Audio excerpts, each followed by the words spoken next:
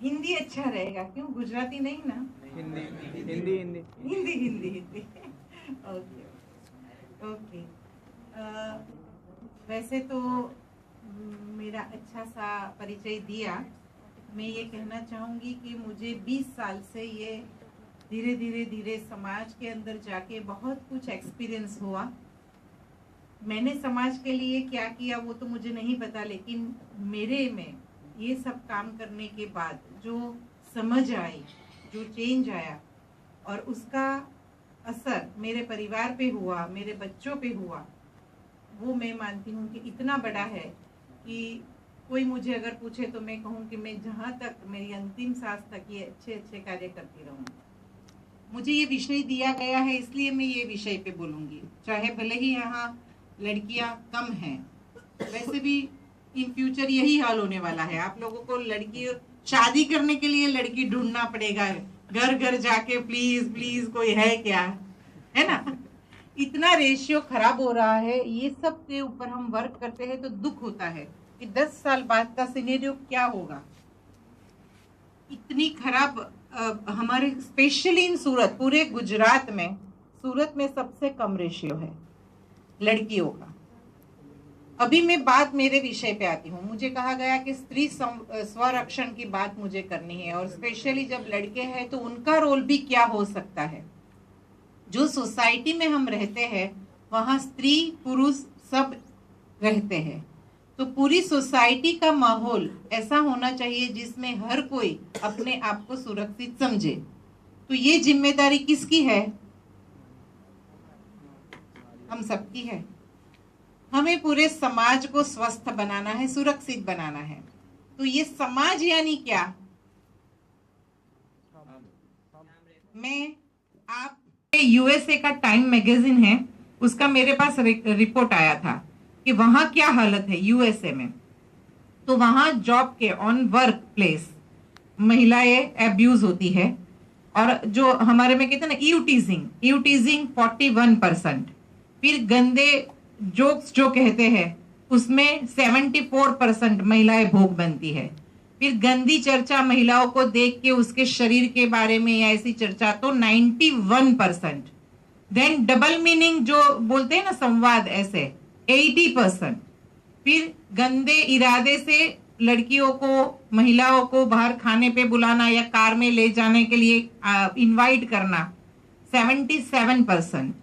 और गंदे इरादे से सीधा आमंत्रण यानी चलती क्या खंडाला 87%। देखो ये रेशियो कितना हाई है। ये मैं यूएसए की बात कर रही हूँ, हमारे इंडिया में है लेकिन ये बाहर नहीं आ रहा है। इतना जो भी आ रहा है हमारे पास आ रहा है, आप लोग तक नहीं पहुंचता है। मुझे आप पूछो कि मैं इतने साल से वर्क कर रही हूँ, 2, 3, 4, 5 साल की बच्चियों के ऊपर बलात्कार, 8 महीने की बच्ची, अभी सोचो 8 महीने की बच्ची।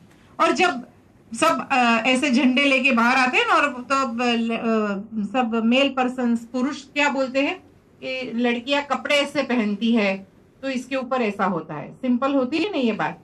तब मुझे ये समझ में नहीं आता कि ये 8 महीने की लड़की को कैसे कपड़े पहनने चाहिए, 2 साल की लड़की को कैसे कपड़े पहनने चाहिए। या तो फिर हमें ओ माय गॉड वो भगवान के ऊपर केस कर देना चाहिए कि भाई आप लड़कियों को कपड़े के साथ ही भेजिए, राइट? और ऐसे कपड़े के जैसे उनके साथ ऐसा हो ही नहीं। बच्चे, हम लोगों को बहुत कुछ सोचना है विदाउट ब्लेमिंग एनीबडी। ये सिर्फ महिलाओं की बात नहीं है, इसमें आप लोगों को भी बाहर आना पड़ेगा, क्योंकि ये महिलाएं यानी इसमें आपकी मम्मी है, आपकी बहन है, आपकी भाभी है, आपकी पत्नी है और आपकी बेटी भी आएगी।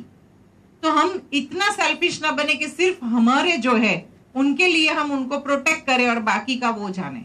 यानी दूसरी लड़की को हम कह सकते हैं चलती क्या खंडाला, और अगर हमारी बहन या बीवी बाहर जाती है तो उसको बोलेंगे ठीक से जा, ये नहीं जा, वो नहीं कर, उधर मत जाना, इतने बजे आ जाना, वो आ जाना। क्यों? वाई? हमें तो सोसाइटी ऐसी बनानी चाहिए कि हमारी कोई भी घर की फैमिली मेंबर, कोई भी लड़की रास्ते पे जा सकती है। ये जिम्मेदारी अगर आप लोग उठा सकते हो तो बहुत अच्छा समाज की ताकत होती है। तो लड़कियों को जब हम बचपन से ये सिखाते हैं तब हमें ये कहना है कि तू सरस्वती तो है, तू लक्ष्मी भी है, लेकिन तू दुर्गा भी है।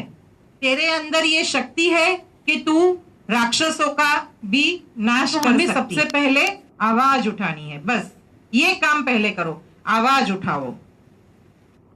दूसरा मैं ये कहती हूं कि लड़कियों को कभी भी ऐसा मत सलाह दो कि जैसे हमें तो बचपन में कहा जाता है, क्योंकि पूरा जनरेशन गैप है, हमें तो कहा जाता था कि तू छोटी है तो पापा के साथ ही जाना, अकेली मत जाना। फिर मेरे से छोटा मेरा भाई 4 साल, फिर भी अभी जहां भी जाएगी भाई को लेके जाएगी। अरे मुझे भाई को संभालना है, वो क्यों मुझे संभाले, ये मेरे दिमाग में हमेशा प्रश्न रहता था। लेकिन तब मुझे ये पता नहीं था कि मैं लड़की हूं, इसलिए तो तब जब बड़े होते हैं तो भाई संभालेगा, फिर बोलते हैं जल्दी जल्दी शादी कर दो, 19वें साल पे शादी कर देते हैं, क्योंकि भाई अभी तेरा हस्बैंड संभाले, भाई हमारी जिम्मेदारी जाए। अरे लो कर लो बात।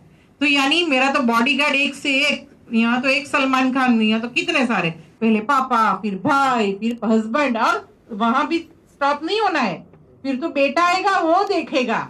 बोलो, यानी हमें तो जैसे जन्म से ही बॉडीगार्ड की आदत पड़ गई है, तो जहां भी जाएंगे तो बॉडीगार्ड के लिए देखेंगे। कुछ कोई मस्ती कर रहा है, ये कर रहा है, तो हमारा बॉडीगार्ड नहीं है तो क्या करेंगे, सरेंडर हो जाएंगे, भाई मेरे में तो ताकत नहीं है, सॉरी आज बॉडीगार्ड छुट्टी पे। कभी भी उसके दिमाग में ये मत डालो कि तुम्हारी रक्षा करने के लिए हम हैं। उनको बोलो कि तुम खुद अपनी रक्षा कर सकती हो, तुम जहां जाती हो, जहां जो भी काम करती हो, तुम्हें अलर्ट रहना है, तुम्हें समझना है कि तुम्हारे साथ क्या हो रहा है।